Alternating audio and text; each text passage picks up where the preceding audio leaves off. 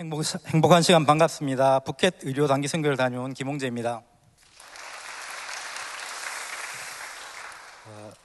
목사님에게서 나눔을 좀 했으면 좋겠다 하는 말씀을 듣고 순종하는 마음으로 이해했지만 이 예배 시간 전에 리허설 하면서 또 여기까지 올라오기까지 이 바보 같은 게 왜 했노? 왜 한다 했노? 니보다 잘할 사람이 천지백갈인데 왜 바보같이 왜 한다 했노? 한 10번은 이불킥을 하면서 이 자리에 선 것 같습니다. 저는 선교부와 중등부 교사로 활동하고 있습니다. 올해는 푸켓 의료 단기 선교 지원자도 많은데다가 스텝으로 참여하는 선교 부원도 4명이나 되어서 이번에는 청소년부 제주 단기 선교에 참석하면 되겠다 생각하고 있었습니다. 그런데 평소와는 다르게 제주 단기 선교에 선생님들의 지원이 몰리는 바람에 제주 단기 선교도 포기하고 중등부 수련회만 참석하면 되겠다 마음 놓고 있었습니다. 그런데 담당 목사님과 단장인 장로님께서 일손도 부족하고 사진팀 인원이 부족하니 사진팀으로 함께 하자고 하시는 게 아닙니까?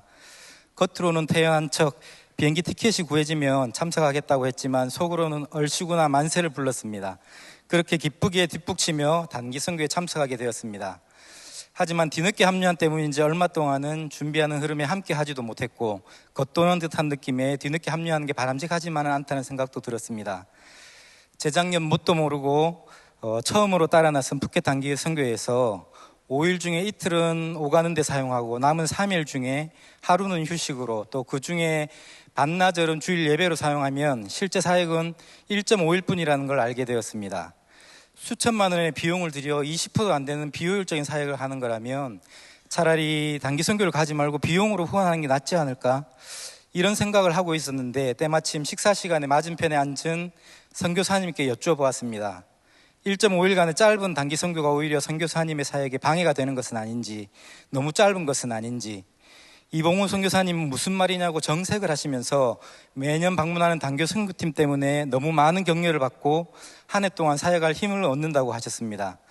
그래, 단기 선교사님이 힘을 얻으신다면 이런 비효율은 얼마든지 할 만한 가치가 있는 거다 하는 결론을 얻었습니다. 단기 선교를 준비하는데 오랜 회사 생활의 영향인지 합류하게 된 사진팀을 생각하며 어떻게 하면 플러스 알파, 전보다 좀 나은 사진 사역이 될 수 있을까 고민하고 있었습니다. 그 주일 일부 예배 말씀에 다윗에 대해 얘기하셨는데 하나님으로 인정하여 드리는 다윗의 모습을 하나님께서 너무 좋아하신다는 생각을 하면서 남자들이 조그만 거라도 인정하여 주면 물불 가리지 않고 죽기 살기로 하는 것도 다 하나님 닮은 것인가 하는 생각을 해보았습니다. 남자들은 단순해서 잘한다, 멋지다 그러면 진짜로 잘하는 줄 알고 죽기 살기로 하려고 합니다. 요거 잘 알아두시고 좀 써먹기 바랍니다.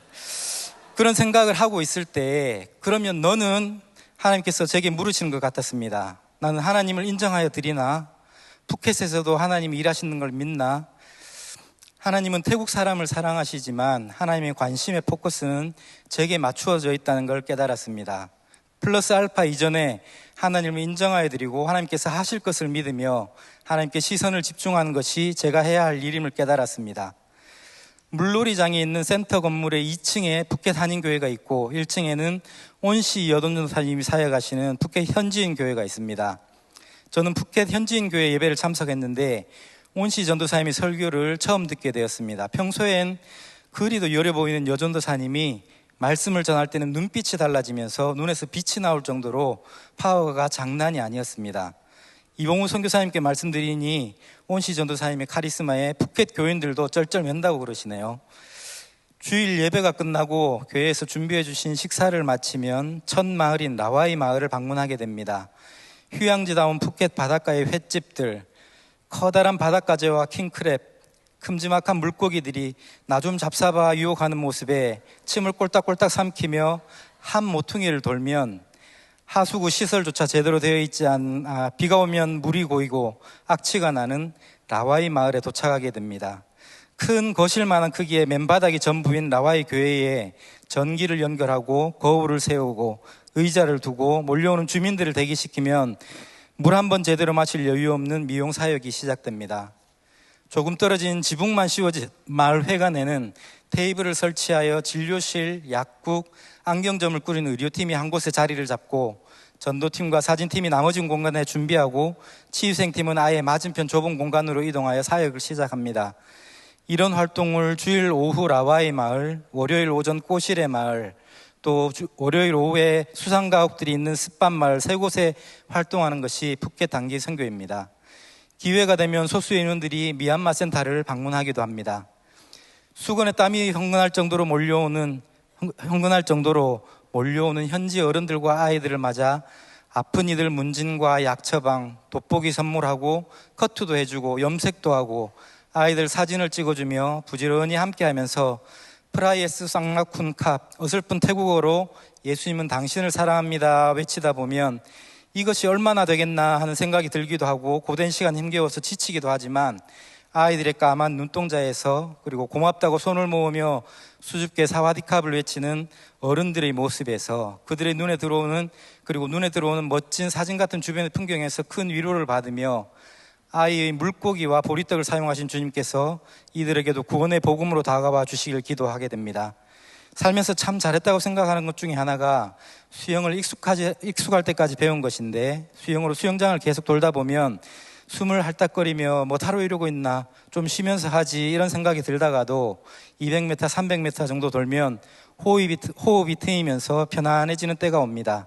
올해 처음으로 단기 선교를 참석하셨거나 몇 번 갔어도 아직 숨이 헐떡이듯 버겁고 힘들게 느껴지신다면 호흡이 편안해지듯이 그렇게 느껴질 때까지 단기 선교에 참석해 보시길 권해드립니다. 전장의 최전선에 우선적으로 보급품이 지원되듯 최전선인 선교 현장 그곳에 하나님의 넘치는 은혜가 있습니다. 우리에게 주어진 단기 선교의 기회들 언제까지 계속 주어질지 모르겠습니다. 사람이 많아 기회가 주어지지 않는 것은 우리가 결정할 몫은 아니지만 주어진 기회에 도전하며 최선을 다해 우리 몫을 다할 때 주관하시는 하나님이 그 기회를 열어주실 것입니다. 힘껏 함께 해보셨으면 좋겠습니다.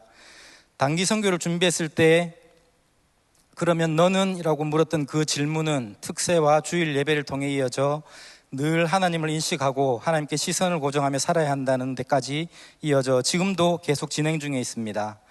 한 가지 부탁으로 맺으려 합니다. 푸켓 의례 선교에 한의사 선생님들이 참여가 절실합니다. 그곳은 덥고 침대도 없고 열악한 데다가 쉴 잠도 거의 없어 많이 힘듭니다. 그러나 선교사님과 푸켓 소수민족들이 간절히 기다리며 최전선에 있는 하나님의 은혜가 쏟아 부어질 준비를 하고 있습니다. 그 어려움을 기꺼이 감수하고 감동을 누리실 한의사 선생님들을 초대합니다. 많이 지원해 주십시오. 귀한 단기 선교의 기회를 허락해 주셔서 하나님과 목사님과 교회에 감사드립니다. 감사합니다.